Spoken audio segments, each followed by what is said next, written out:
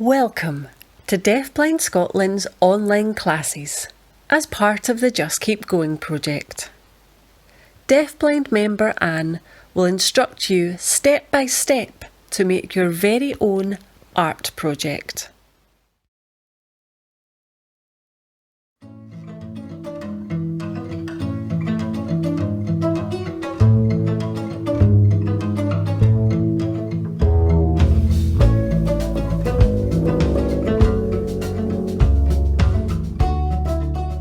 Hello everybody, welcome back to part 2 of our paper mache bowls. Before you begin, take your glue and your stirring stick. Don't just shake the jar round like that and hope it all mixed together, because it doesn't work. You've got to, every time you're going to use the glue, you've got to open the lid. If the lid doesn't come off very easily, run the whole jar under hot water. That sometimes helps to ease the lid off. Give it a good, I've just given this a stir, so I'm demonstrating to you. Again, just give it a jolly good stir until you feel that it's evenly stirred through, as if you were cooking something. And then you're ready to begin. Make sure you've got your 2 balls of paper, your small paper and your large paper, very close at hand so they're not going to drip everywhere, and your glue. I'm putting the glue actually on the workstation so it won't drip everywhere. Put some, a little handful of the big pieces of paper and a little handful of the small pieces of paper on a different area of your work surface so you don't get the big pieces and the small pieces mixed in.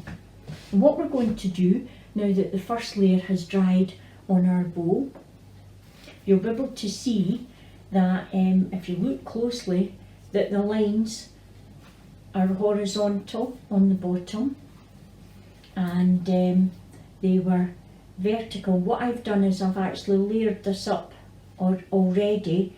I've layered it horizontal already for you. So we had the vertical layer that we put on, and then between last week and this week I've layered it up horizontally just to let you see. You can see the horizontal lines going round, but I haven't quite finished it, so what I'm going to do is just add some more horizontal lines on there for you. So you dip your paper into the bowl and shake off the excess glue, and you start at the sides, because this time round I'm starting around the outside of the bowl, and then I am going to put the base on the bowl last. So what you're doing is you're covering the sides horizontally, and I will show you what I've done in a second. And I've taken 3 strips because I've gone right down to the edge. I've started near the base and kind of smoothed it onto the top a little bit, onto the base. Then the next one I've overlapped it, and then I've taken this other one. Now don't worry if it goes over the edge, it really doesn't matter because it's all going to get trimmed off at the end. Much better going over the edge of the bowl than not going right to the edge, because you want as strong a finish as possible at the rim of the bowl. So you work your way round, going horizontal again, because I didn't really complete it, I've just done so much of it. Horizontal again, and I'm started at the bottom and I'm working my way up. You can start from the bottom or the top. I've started from the bottom and I'm working my way to the top using the large pieces of paper. And again, you can never get smooth something properly on a rounded surface, but just do the best you can. Let the glue drip onto the work surface. And when you've gone right round the bowl, well, that's us joined up now. And just do this last section, and that's us completely joined up on the vertical, on the horizontal there. And I'm going to show you the top. So there's another It's a bit like putting slates on the roof of a house. So it doesn't matter if it's gone over the edge. Now for the top, I've got the lines going one way, so I'm going to make the lines go the opposite direction, a bit like crisscross pattern, a weaving pattern. So you're going, and I've put a large one this time because you started with small pieces and on the first layer, and then you let the vertical edges overlap onto the small pieces. This time I'm starting with big pieces and I'm smoothing it over the sides onto the horizontal sides of the bowl, and then I'm going to add in some little pieces as a patchwork. So let me do this. This will only take about 3 or 4 pieces. There I am, overlapping, smoothing it down at the edges and overlapping. Here we go. Just about there. Yep. Now, there we are. Now, what we have to do is take the smaller pieces, which I've got here on my board, and I am going to patch them in.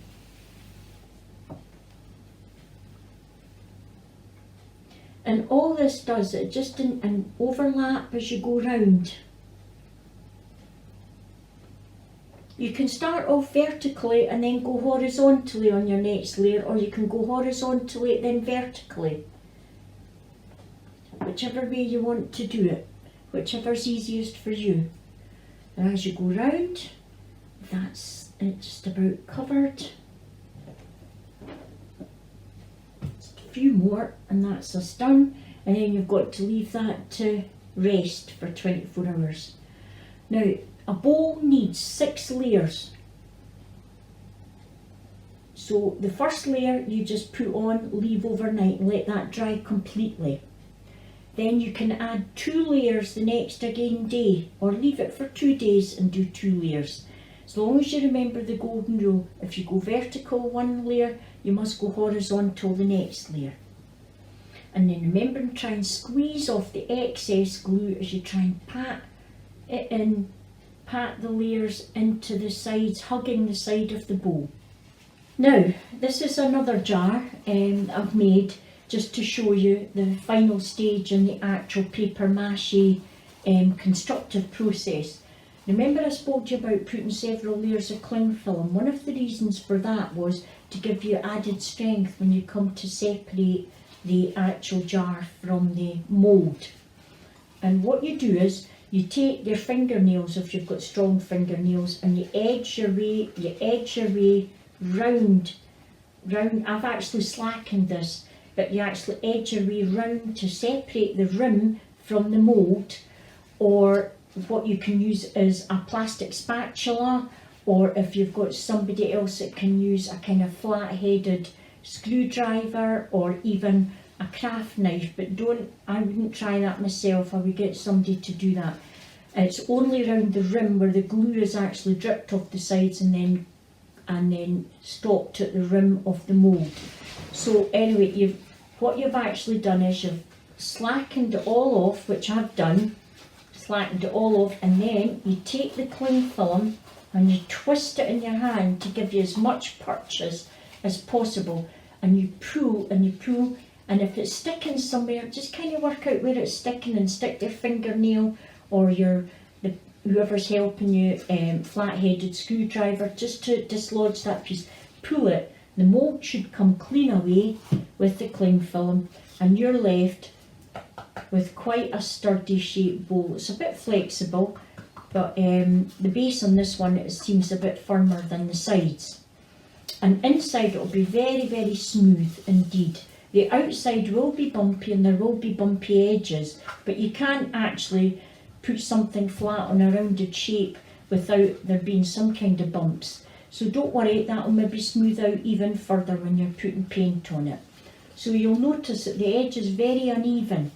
So what you need to do is you need to take scissors. Now remember, each one of these bowls that you're making is unique. There'll be no 2 bowls exactly the same height and complete shape. as the other. They'll just have a general shape of the mould. So what you do is you just try your best to trim away any excess bits of paper that have kind of been stuck on over the rim, and you just trim away as best as you can. If you've got a sighted person with you, they could maybe help you to do this part. But all I do is I trim it away as best as I can, and then if something is obviously too higher up or sticky out, then I try and trim it, but be careful, don't keep trimming it till you've got nothing. Feel round the edge. It could separate, the layers of paper could separate, so we must do one final gluing. What you need for this, I've already cut some more strips of paper, and you're using the smaller ones, not the larger ones, because when I tried it with the larger ones, it was too loose round the edges. Put your bowl back on your work surface, smaller bits of paper, put half on the inside and then try and fold it half on the outside, and then pinch it firmly and smooth from the left to the right or the right to the left. Work your way round the bowl, and remember to overlap your pieces of paper. And if the paper is kind of rides up and it's not really sticking onto the edge of the bowl, just simply peel it off and begin again. So you work your way around this, and remember to keep going back and keep pinching it between finger and forefinger, but be careful that you don't actually rip the paper back off. Remember to release the excess glue off, and you go right round the bowl, nearly there, and you've got to leave that to dry. I would suggest, oops, I've put a big piece of paper instead. If you've got the wrong size of paper, just quite simply tear it in half, leave one bit lying on the edge of the bowl, and use the other bit so, and work your way right round, and that's me, just almost there.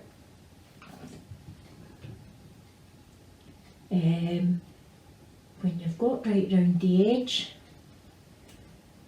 you go back round it with your fingers again, constantly smoothing and pinching it between finger and